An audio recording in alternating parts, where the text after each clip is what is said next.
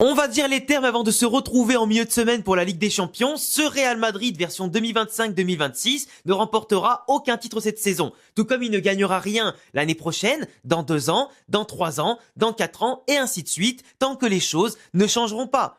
Les joueurs aujourd'hui ont une attitude qui est exécrable. Le coach aujourd'hui fait des choses qui sont insuffisantes, il faut dire la vérité. Mais les joueurs surtout sont très loin, très loin de ce qu'on attend des joueurs du Real Madrid. Si j'étais Pérez aujourd'hui et que j'avais la possibilité de me séparer de un ou plusieurs joueurs de l'effectif, mais sachez très bien les amis qu'il n'y a que très peu de rescapés dans mes choix.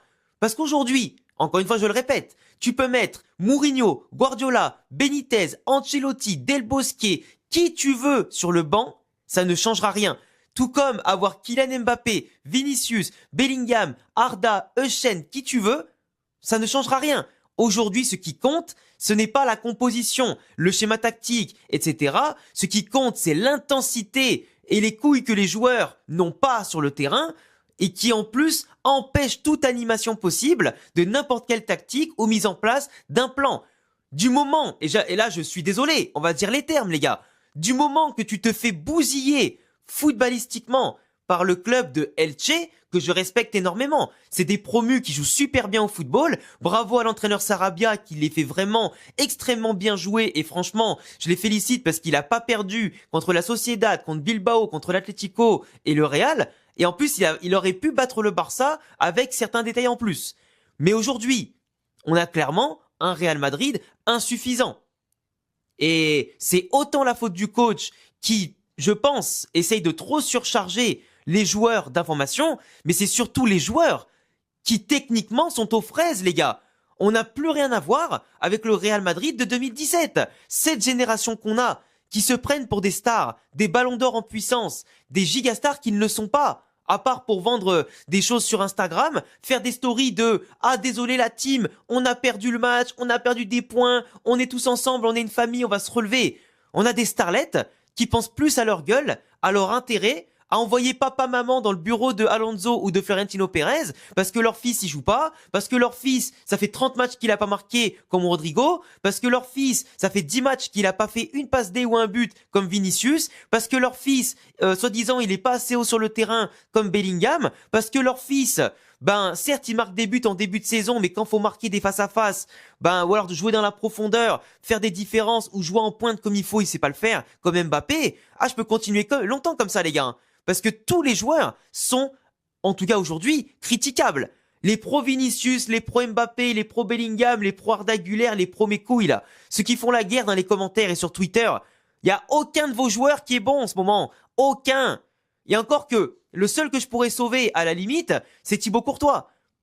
Il y a peut-être Bellingham qui a plus d'attitude que les autres, plus d'envie de faire les différences que les autres, mais la plupart, je suis désolé, c'est pas suffisant.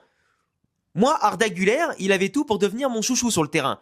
Et il est excellent. Il fait des choses, franchement, moi, dans la vision du jeu, dans la technicité, j'adore. Mais le problème, c'est qu'il est trop seul. Et au-delà d'être trop seul, lui aussi fait des choses trop compliquées. Mais mi bout à bout, pourquoi les joueurs sont obligés de faire des choses compliquées alors que quand tu regardes Elche jouer, leur premier but qu'ils nous mettent hier, c'est un simple 1-2 en une touche de balle, avec des joueurs qui jouent en pivot, intelligemment, et l'autre qui suit le mouvement. Et pourtant, si Elche arrive à le faire, pourquoi le Real Madrid, qui est censé avoir les plus grosses starlettes du monde, les soi-disant meilleurs joueurs du monde quand t'écoutes les joueurs et leur famille parler d'eux, pourquoi on n'est pas capable de le faire? Pourquoi les meilleurs sont pas capables de s'entendre? Je vous le dis, on est très loin des joueurs qu'on avait en 2017. Parce que Zinedine Zidane, il avait une aura, ce que tu veux, mais tactiquement parlant, c'est pas le plus grand coach. Mais il avait le charisme qui arrivait à fédérer les plus grandes stars. Mais parce que les plus grandes stars elles-mêmes, les Cristiano, les Messi, les Modric, les Kroos, les Benzema, etc., c'était parfait. C'était des joueurs qui étaient les meilleurs à leur poste et pourtant qui faisaient pas des vagues dans les médias. Donc imagine la différence de mentalité avec ces nouvelles générations de merde qui, en ayant moins gagné que leur coach actuel, parce que, on va le dire, la carrière de Xabi Alonso, elle allume la carrière de l'ensemble des joueurs de l'effectif. Mais facile. Et en termes de niveau intrinsèque et ce que tu veux, il y en a aucun dans cet effectif, mais aucun, peu importe le poste, qui arrive à la cheville de Xabi Alonso et ce qu'il était. en termes d'aura, de niveau, de régularité, d'impact et d'adaptation dans chaque club. Mais ces joueurs-là, ils font que parler. Ils font que chouiner. Ils veulent pas travailler. Si tu ne veux pas travailler, on fait quoi? On fait quoi? Moi, je vous le dis, si Xabi Alonso se fait virer, on va mettre un Raúl à la place.